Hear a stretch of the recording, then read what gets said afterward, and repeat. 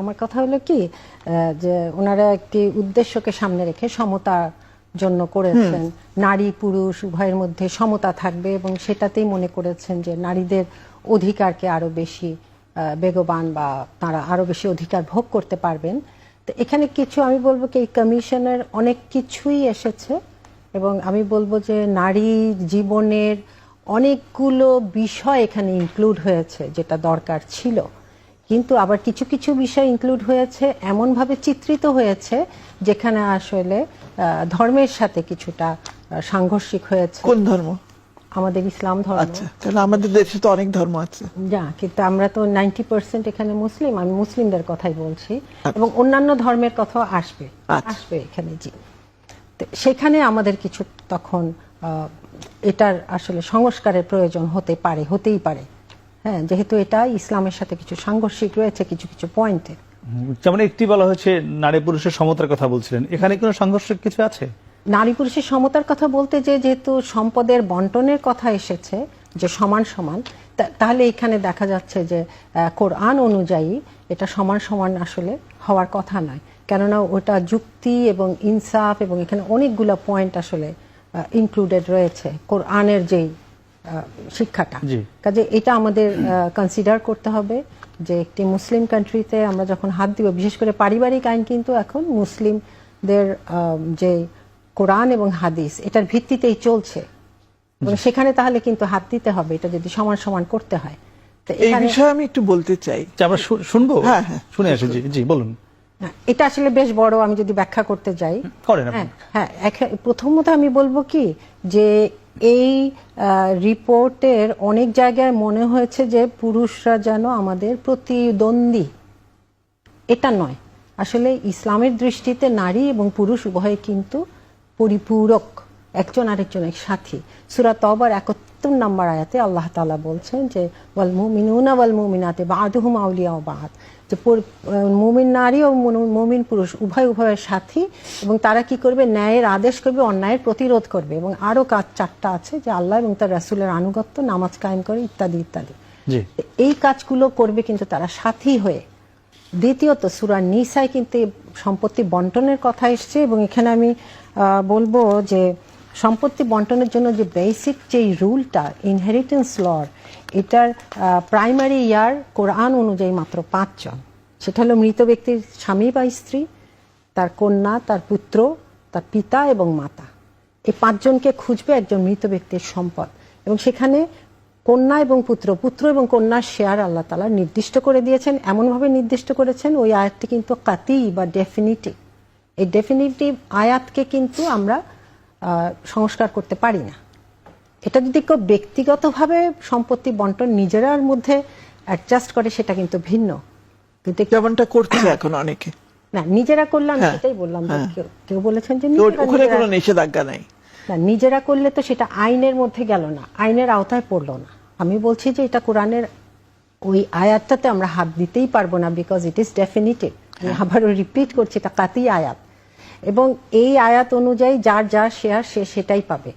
আর আমরা যদি সমান দিই, আমরা কিন্তু ভুলে যাই যে এই মৃত ব্যক্তির সম্পদে একজন স্ত্রী বা স্বামী আছেন বা স্ত্রী যদি ধরি, আরেকজন কিন্তু ওই কন্যাটি আছে এবং কন্যাটির দাদি বা দাদা যেই জীবিত তখন বা মা, নানা, কাজে এখানে নারী কিন্তু আরো আছেন, এমন নয় যে শুধু কন্যাটি নারী। কাজে ইসলাম আসলে সবার মধ্যেই এই সম্পদটা বন্টিত করেছে এবং আমি মনে করি যে এটার পেছনে আমাদের বুঝতে হবে যে এটা আমাদের জন্য অনার্জিত সম্পদ। এটা আমি কিন্তু নিজে অর্জন করিনি এবং আল্লাহ তাআলা আমাদেরকে সুযোগ দিয়েছেন বলে আমরা কিন্তু এটা পাচ্ছি। এক সময় যেটা রাইট টু লাইফ ছিল না মেয়েদের। হ্যাঁ, এবং আরেকটি ব্যাপার হলো কি আমি এখানে উল্লেখ করতে চাই যে আমি বিশ্বাস করি যে এটা এমন একজনের কাছ থেকে এসছে এই আইনটা সম্পত্তি বন্টনের, তার উইজডমটা অনেক অনেক বেশি। ইটস লাইক পৃথিবীতে যত ট্যালেন্টেড মানুষ আছে, আমি হার্ভার্ড ধরি, MIT ধরি, যারা আছেন পূর্বে, যারা জন্ম নিয়েছেন, পরবর্তীতেও যারা আসবেন, তাদের প্রত্যেকের উইজডম আর নলেজগুলোকে, ওই মাথাগুলোকে একসাথে করলে যত নলেজ আর উইজডম হবে আল্লাহ তাআলার নলেজ এবং উইজডম তার চেয়ে অনেক বেশি। এই বিশ্বাস নিয়ে আজকে আমি এখানে। আবার আপনি ধর্মের কথা বলে আবার আপনি অন্যদেরকে সেই সুযোগটা দিতে চাচ্ছেন না, সেটা তো সঠিক না। না না, ধর্মের কথা বলে এখানে অন্যের সুযোগ না দেওয়াটা নয়, এখানে ধর্ম যেটা আছে সেটা জানানোটা আসলে আমার কর্তব্য, যেহেতু আমি এই ধর্মকে ভালোবেসে কথা বলছি। এখন আপনি যে অন্য দেশের কথাটা বললেন, ইউএসএ অর আমেরিকা, সেখানে কিন্তু সম্পত্তি বন্টনও খুব ঝামেলার। যেমন ধরেন আগে যেটা দেখেছি আমরা, হয়তো জাস্ট প্রথম চাইল্ড যে সে পেত, অথবা শুধু স্ত্রী পেত, এরকম কোনো বাঁধা ধরা রুলস ছিল না। তো এরকম রুলস ছাড়া এখন থেকে তার 50-50 হচ্ছে, ওটার জন্য যদি আমরা যাইও, এটা অবশ্যই আমি বলবো যে এখানে তাহলে আমাদের আলেমদেরও মতামত নিতে হবে, যেহেতু আমরা একটু আচ্ছা, এটি আমি এই আপার কথাটা ধরে একটু জানতে চাই। আমি মালয়েশিয়া এস্টাবলিশ আলেম আছেন, Indonesia is a Muslim country. Fauzia, আমি একটু জানতে চাচ্ছি এই কথাটা ধরে আপনার কাছে যে এই যে বাংলাদেশের তো একটি বড় সংখ্যক মানুষ যারা ধর্মভীরু, হ্যাঁ হ্যাঁ নিশ্চিত আপনি, আমি জানি এটা, বেশি। যারা যারা বড় ধর্ম মেনে চলে, বেশিরভাগ। হ্যাঁ বেশিরভাগ, জি, 5% এর উপর। যারা প্র্যাকটিসিং মুসলিম, সেক্ষেত্রে আপনার যে এই কমিশনের সদস্য আমাকে যে তালিকাটি রয়েছে, আপনারা যেটি প্রকাশ করেছেন যে 10 জন, মানে সেটিকে আপনার কাছে মনে হয়নি যে বড় একটি সংখ্যক যারা ইসলাম প্র্যাকটিস করে, যারা আলেম ওলামা, যারা জানে কোরআন হাদিস, তাদের একজন সদস্য এখানে রাখলে এখন যে সমালোচনারই হচ্ছে, একমাত্র কমিশন যেটিকে না এই পর্যন্ত ইউনূস সরকারের পর হয়েছে সংস্কার কমিশন, আপনাদের এটি শুধুমাত্র বাতিল চেয়েছে, আর কোনো সংস্কারের কিন্তু বাতিল চাইনি। তো সেই এই যে সংখ্যাটি হতে পারে, এই সংখ্যাটি মাথায় রেখে একজন যারা ইসলাম জানেন বা ইসলামী স্কলার নারীরা অনেক রয়েছে, এমন রাখা যেত কিনা? আমি সেটি একদম মনে করিনি। কেন সেটি না, আমরা তো ধর্ম নিয়ে আমাদের কাজটা না, আমাদের কাজ রাষ্ট্রের কাছে প্রস্তাব রাখা। আমরা প্রথমেই বলে নিয়েছি, যেটা আপনি পড়ে শোনালেন, যে আমাদের হলো সর্বক্ষেত্রে সর্বস্তরে নারীর প্রতি বৈষম্য বিলুপ্তি এবং নারী পুরুষের সমতা অর্জনের লক্ষ্যে পদক্ষেপ চিহ্নিতকরণ। তো সেখানে আমার ধর্মকে আমি টানতে চাইনি, ধর্ম যার যার বিশ্বাসের ব্যাপার, এখানে আমি ধর্মকে টানতে চাইনি। যেটা আমরা বলেছি, আপনি একটা আইন সংস্কার করবে, হ্যাঁ, সেখানে এখানে ধর্ম কি আসে না, মানে বাংলাদেশে সেখানে যেটা আসে সেখানে আমরা ঐচ্ছিক শব্দটা ব্যবহার করেছি, সেই জন্যই অপশন তৈরি করার কথা বলেছি, যে সবাই যার যার ধর্ম নিয়ে যারা বাঁচতে চায়, থাকতে চায়, থাকুক, সেখানে কেন আমরা আঘাত করতে যাব? আর ডক্টর নাসিম হাসান, ধর্মকে ঐচ্ছিক রাখতে চায়, এটি ধর্মকে ঐচ্ছিক না, আপনি ধর্ম ঐচ্ছিক না। আচ্ছা, আপনাদের সিভিল অপশন আচ্ছা, মানে এটা কি সম্ভব? মানে রেখে আমি এটা জানতে চাচ্ছিলাম। এটা একটু কনফিউজিং, এটা নিয়ে আসলে অবশ্যই কথা বলতে হবে যে এরকম হয় কিনা, কারণ আমরা একটা মুসলিম কান্ট্রিতে বাস করি এবং এখানে 85% উপর আমরা মুসলিম, এবং এখানে অনেকেই আছে ধর্মভীরু, কাজে এটা আসলে অনেক সংস্কারের প্রয়োজন। আমাদের দেশে হিন্দুরাও তাদের ধর্মটা খুব ভালোভাবে পালন করে, এটা আমরা দেখি একইভাবে। অবশ্যই এটা তো আমাদের মধ্যে সহমর্মিতা আছে, খ্রিস্টানরা, বৌদ্ধরা আছে, বৌদ্ধ আছে, এবং তাদের জন্য আমরা ফিল করি, তাদের জন্য তো আমাদের সাথে তো আমাদের সম্প্রীতি, এটা তো অবশ্যই আমরা ফিল করব, আমি একসাথে থাকবো। বাট এটাও ঠিক যে ঐচ্ছিক এনে আমার মনে হচ্ছে এটা খুবই কনফিউজিং হবে। এইভাবে এটা আসলে অনেক ক্লিয়ার করতে হবে তাহলে এই কমিশনের সমস্ত কিছু। হ্যাঁ, এটা আমাদের আরো চিন্তা ভাবনা তো করতেই হবে। এবং আমি আরো বলবো যে যেমন এখানে যৌনকর্মীদের কথা আছে, এটা নিয়ে তো প্রচুর আমরা এইটা একটু আলোচনা করি, যেহেতু আপা বিষয়টি এনেছে। আপনারা বলেছেন যে যৌনকর্মীদেরকে শ্রমিক হিসেবে স্বীকৃতি দেয়া। আচ্ছা, কোন ধর্মে কি যৌন পেশাকে স্বীকৃতি দিয়েছে আপনাদের? আমি জানি না, আমার জানা নেই। আমি তো ধর্মের ব্যাপারে আমি এক্সপার্ট না। বলছেন যে কোন ধর্ম স্বীকৃতি দেয়নি, তাহলে আপনাদের কেন মনে হলো যেহেতু কোন ধর্মই স্বীকৃতি দেয়নি আপনাদের কেন দিতে হবে? মানে এটা কেন আসলো মাথায়? এই কমিশনে একজন ইসলাম জানাশোনা জ্ঞানী আলেম রাখা উচিত ছিল কিনা?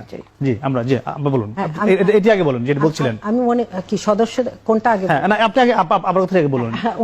ওনারই তো বলতেছিলাম যে আসলে যৌনকর্মীরা তো আমি বলবো যে টর্চার্ড এন্ড অ্যাবিউজড, কেননা আমি বলবো যে তাদেরকে যেই পেশা দেয়া হয়েছে এই পেশায় আসলে কোনো মর্যাদা নেই, তাদের শ্রমের মর্যাদা দিলেও তারা সেই মর্যাদা পাবে না, তার চেয়ে পুনর্বাসন করা হোক। তাহলে আমি বলবো কি ড্রাগ অ্যাডিক্টকে কিন্তু পুনর্বাসন করা হচ্ছে, এবং আমি ড্রাগ অ্যাডিক্টের যে বাসন আছে ওখানে আমি গেছি 2-1 বার এবং দেখেছি যে হাজার হাজার টাকা খরচ করা হয়, তাদেরকে আবার পুনর্বাসিত করা হচ্ছে। এদেরকে পুনর্বাসন করা তার চেয়েও সহজ হবে, তাদের মধ্যে নিশ্চয়ই কোনো স্কিল, সংখ্যাটা অনেক কম, কিন্তু ড্রাগ অ্যাডিক্টেডের চেয়ে যৌনকর্মীর সংখ্যা কিন্তু কম। আমাদের যে বিশ্ব স্বাস্থ্য সংস্থার তথ্য আছে তাতে ড্রাগ অ্যাডিক্টেডের সংখ্যা বাংলাদেশে প্রায় 25 লাখ, আর সেখানে যৌনকর্মীর সংখ্যা কিন্তু 1 লাখ বা এর আশপাশে হ্যাঁ, আছে। 1 লাখের আশেপাশে। এবং আরেকটা আমার তাহলে এখানে আরো সহজ। আরো কিছু পয়েন্ট আছে। বিশ্ব স্বাস্থ্য সংস্থা এবং আরো আছে আপনার এনসাইক্লোপিডিয়াতে এগুলো পড়লে দেখা যায় যে এটাকে আসলে কোনো পেশা হিসাবে কেউ কখনো বলেনি। আরেকটি হলো কি, যদি আমি এটা রাখি, হ্যাঁ, এখন আমি যুক্তিতে আসি, যদি রাখি তাহলে কি হচ্ছে, তাকে কি আমি তার ক্লায়েন্ট কি তার জন্য প্রোটেকশন নিচ্ছে? আসলে কিন্তু নিচ্ছে না।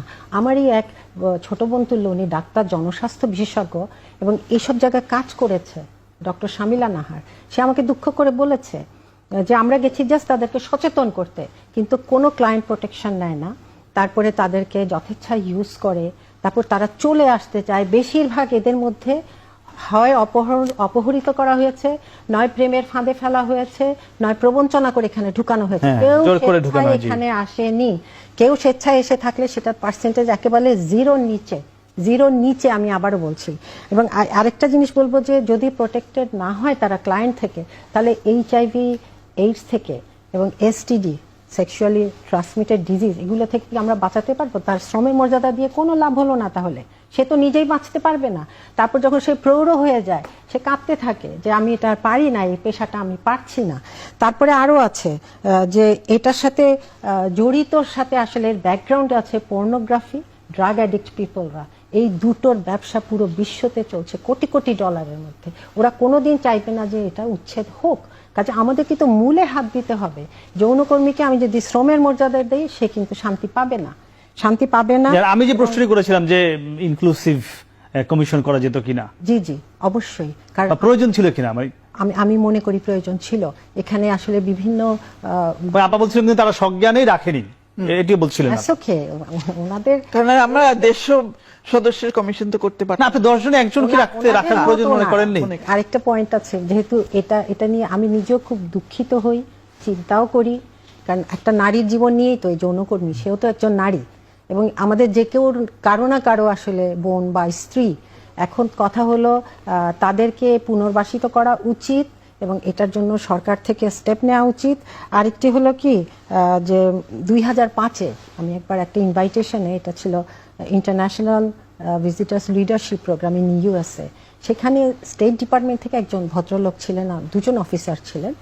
তো উনি আমাকে বলছেন, আমি খুব অবাক হয়েছে, এটা 2005-এ, আজ থেকে কত আগে, 20 বছর আগে। জি হ্যাঁ, উনি আমাকে বলছেন যে তুমি কি জানো যে আমাদের ইয়াং জেনারেশনের প্রবলেমটা কি? তা আমি বলছি হ্যাঁ বলো। কারণ তার সাথে তো আমার অনেক কিছুই মিলবে না, সাদা চামড়ার একজন আমেরিকান। সে বলল জানো, এটা হলো পর্নো আর ড্রাগ, শেষ করে দিল। আমি খুবই স্তম্ভিত হলাম, কারণ ওখানে কিন্তু ড্রাগটা নিষেধ না, এবং এটাকে সে বলছে কিন্তু ধ্বংস করে দিচ্ছে আজ থেকে 20 বছর আগে। তারা যদি বুঝতে পারে, এবং ওটার পিছন থেকে কিন্তু এগুলো সব ইন্টার রিলেটেড। আর আমাদের এখানে কিছু শিক্ষক ছিলেন ইউনিভার্সিটির, যারা ইসলামিক লতে পড়ান, তারা ছিলেন। তো আমি যদি Dhaka university, one of the top most university বাংলাদেশে, সেখান থেকে যদি শিক্ষক একজন যিনি ইসলামিক ল পড়ান, আমি কি তাকে বিজ্ঞ ব্যক্তি বলবো না? জি না, আমি ওই যে ওনার কথার ইয়েতে বললাম যে আইন শৃঙ্খলার পরিস্থিতিও কিন্তু একটা বিশাল ব্যাপার এখানে। যে কোনো মেয়ে যে সে একটা লিগাল হেল্প নিবে, এটার জন্য কিন্তু কোনো ইজি না। আমরা হয়তো চোখের সামনে যা দেখছি, প্রত্যন্ত অঞ্চলে কিন্তু যখন মেয়েরা অ্যাবিউজড হয় বা ভায়োলেন্সের শিকার হয়, তখন কিন্তু তারা হয়তো অ্যাপ্রোচটা করতে পারে না। কিন্তু আমার এখানে প্রশ্ন হলো কি, ম্যারাইটাল রেপের সংজ্ঞাটা খুব জরুরি এখানে। যেহেতু ম্যারাইটাল রেপ আমরা বলছি, এটা সংজ্ঞাটা অবশ্যই খুব ক্লিয়ার করতে হবে, এক। আর দ্বিতীয়ত হলো যে নইলে এটা বিভ্রান্তি সৃষ্টি হবে, কেননা স্বামী এবং স্ত্রীর মধ্যে কি হয়েছে এটা প্রমাণ করাটাই খুব কঠিন। এটা প্রমাণ করা খুব কঠিন। সংজ্ঞা দিইনি তো। না আমি বলছি না, কিন্তু আপনাদের আমি বলছি যে এটা সংজ্ঞাটা জরুরি হয়ে যাবে। কিন্তু যেটা এখানে উঠে আসছে যে এটা তার বিরুদ্ধেই অস্ত্র হয়ে যাচ্ছে, তালাকটা মেয়েদের জন্য। কিন্তু ইসলামের শিক্ষা হলো যে বিয়েটা হবে সহজ, তালাকটা হবে কিন্তু কঠিন। এখন আমরা প্রতি পদে যদি রুল ভাঙি, এটা ইসলামের দোষ নয়, যারা এইভাবে প্র্যাকটিস করছে তাদের দোষ। আমরা এটা শুনতে চাই না যে আসলে তালাকের সত্যিকারের পদ্ধতিটা কি। এই যে গ্যাপ দিয়ে করতে হয়, বা রাগের মাথায় দেয়া যাবে না, মেয়েদের পিরিয়ড চলাকালীন দেয়া যাবে না, এটা আসলে কয়জনে মেনটেন করে বা কয়জনে জানে। বরং এই ইনফরমেশনগুলো সামনে আসুক, তখন দেখা যাবে। এবং মূলত আমি বলবো কি যে ইসলামের যত বিধান, যেহেতু বিধানটাই কিন্তু ইনডিরেক্টলি চলে আসছে এই কমিশন নিয়ে কথা বলতে, যে একটা স্ট্রাকচার আমরা চিন্তা করি, এই ফ্রেমের মধ্যে সমস্ত আদেশ নিষেধ সবকিছু সন্নিবেশিত আছে। আমি যদি ওইখান থেকে একটাকে তুলে বুঝতে যাই তাহলে কিন্তু সাংঘাতিক বিভ্রান্তি এবং কনফিউশন হয়, কারণ এগুলো একটার সাথে ইন্টার রিলেটেড। তারপরেও যেমন যৌনকর্মীর ওই জায়গায় আমি আরেকটা কনক্লুশন আনি, যে তাদেরকে যদি আমরা শ্রমের মর্যাদাও দেই, তাহলে দেখেন ওইটা মেনে নিয়ে দিচ্ছি যে সে অপহৃত হয়েছিল, সে ফাঁদে পড়েছিল, সে প্রবঞ্চিত হয়েছিল, তো এটা একটা মানে আমি বলবো একটা শাস্তিযোগ্য অপরাধ কেউ করে কিন্তু ওকে এই কর্মীটা বানিয়েছে। তার মানে ওগুলা তো বন্ধ করতে হবে না। করণীয় হলো এটাই যে এটা আসলে আমাদের অনেক যাচাই বাছাই তো অবশ্যই করতে হবে, এবং যেগুলো পয়েন্ট আমরা অ্যাড্রেস করলাম ওগুলোতে যেখানে আমাদের অনেক ভুল বুঝাবুঝি আছে এগুলোর অবশ্যই অপনোদন প্রয়োজন। এগুলো তো ভুল বুঝাবুঝিটা আমাদের ঠিকঠাক করতে হবে, কারণ আমরা তো আলটিমেটলি একটা দেশে বাস করি, বাংলাদেশেই বাস করি, এবং সেখানে সবারই যাতে বেনিফিট হয় এরকম জিনিসই আমাদের লাগবে, আইন কানুন সবকিছু। এবং আমরা মুসলিম হিসাবে মনে করি আমাদের ধর্মীয় আইনে কোনো পরিবর্তন, ধর্মকে বাদ দেওয়ার কোনো আসলে ধর্মকে বাদ দেওয়ার কথা বলা হয়নি। অপশনাল আপনি বলেছেন। আপনি এখন পর্যন্ত আমি কি বলছি সেটা বুঝতে পারছেন না, চেষ্টাও করছেন না। অবশ্যই আমরা বলছি পারিবারিক আইন যেমনটা আছে তেমনটাই থাকবে। আমরা তার বাইরে একটা সিভিল অপশন চাচ্ছি, যারা নাকি পারিবারিক ধর্মভিত্তিক পারিবারিক আইনের বাইরে তাদের বিয়ে, তাদের সন্তানের অভিভাবকত্ব ইত্যাদি ইত্যাদি তারা যেন করতে পারে। এমন উদাহরণ কোন কোন দেশে আছে? এই যে আপনি যেটা কথা বললেন, বিশ্বের কোন কোন দেশে? আমি ঠিক জানি না, আমি আমার দেশ নিয়ে চিন্তা করি। আমি কোরআনের যে আইন যদি বলা হচ্ছে সেখান থেকে তো তার বাইরে গিয়ে কিছু আপনারা সুপারিশ করেছেন, সেটা যারা ধর্ম পালন করে তারা কেন মানবে না? কেন that is a very wrong thing. আমরা কোরআনের কথা উঠছে কেন? আমাদের দেশে 4টা ধর্ম লোক বসবাস করে, আরো বেশি থাকতে পারে। আচ্ছা, আরো বেশি ছোট ছোট ক্ষুদ্র জাতিসত্তা যারা, তারা আবার বিভিন্ন রকমের আমি সেটা সম্পর্কে বলতে যাচ্ছি না। আমরা সিম্পলি বলেছি যারা ধর্মভিত্তিক আইনের বাইরে বসবাস করতে চায় তাদের জন্য একটা অপশন তৈরি করা। কত শতাংশ আছে আপনার মনে হয় ধর্মভিত্তিকের বাইরে? জানি না, একজন না, তারা না জানলে আপনি সেদিকে কেন এত গুরুত্ব দিবেন? এটা তো আপনার যেহেতু বাংলাদেশের আপনার কথা মতোই যদি আমরা বলি মুসলমান ধরি যদি 85% হিন্দু আছে আরো 6-7% বা আরো বেশি থাকতে পারে, সেজন্য আইন তাদের ভাগ করা হবে, আইন কি ওইভাবে ভাগ করা হবে? তাহলে কি বিষয়টি আমরা সংখ্যাগরিষ্ঠতা উপরে সব আপনাদের সুপারিশগুলো মানে একটু দেশকে অস্থিতিশীল করার জন্য তো আরো ইতিবাচক হিসেবে কাজ করতে পারে। হ্যাঁ, মানে আপনি তো যদি যেহেতু 95 থেকে 97% মানুষ কোনো না কোনো ধর্মের, তাহলে তাদের মতামত কি, তাদের চাওয়াটাই কিন্তু গুরুত্ব দেওয়া উচিত ছিল। সেজন্য তো সেখানে আমরা কোনো আঘাত করছি না, সেখানে কোনো ইন্টারফিয়ারেন্সই করছি না। আমরা বারবার বলছি ধর্মভিত্তিক আইন বাতিল করার কথা তো আমরা একবারও বলি নাই। না, বলেননি। ওটা থাকুক, না, কিন্তু তার বাইরে একটা অপশন তৈরি করেন। যখনই আপনি বলছেন সমতার কথা, সেটি তো আপনার ধর্মের বাইরে চলে যাচ্ছে। আমি সেটি বলছি, আমি আপনার এক্সাম্পল দিয়ে সেটি বললাম। না, তো আমাকে সমতার বাইরে রাখে মনে হয় না। তাহলে আমি একটু না, সমতার বাইরে না, আমি বলবো ইনসাফ ভিত্তিক সমতা। অবশ্যই সমতার বাইরে ইকুয়াল পেলে যে সমতা হয় তা নয়, কিন্তু এটা আমরা নিজেরাও বাস্তবে বিশ্বাস করি। আমরা একটা সমতা নিয়ে একটা আলোচনা করতে পারি। শিরিন পারভীন হক আমাদের সঙ্গে ছিলেন, ফাউজিয়া করিম ফিরোজ এবং ডক্টর নাসিমা হাসান, আপনাদের তিনজনকে অসংখ্য ধন্যবাদ। দর্শক, আমরা কথা বলছিলাম নারী বিষয়ক যে সংস্কার কমিশন, তাদের যে সংস্কারের প্রস্তাবগুলো ছিল সেগুলো নিয়ে। আমরা এখানে একটি বিষয়ে এসে সমাধান হলাম যে 433টি যে সুপারিশ তারা দিয়েছেন, এই সুপারিশের ভিত্তিতে যেগুলো নিশ্চয়ই রাষ্ট্রের জন্য ভালো, দেশের মানুষের জন্য ভালো, সেগুলো খুব শিগগিরই বাস্তবায়ন হয়ে বাংলাদেশ সঠিক পথে এগোবে ঐক্যবদ্ধভাবে। সে প্রত্যাশা আজকের মতো শেষ করছি। শুভরাত্রি।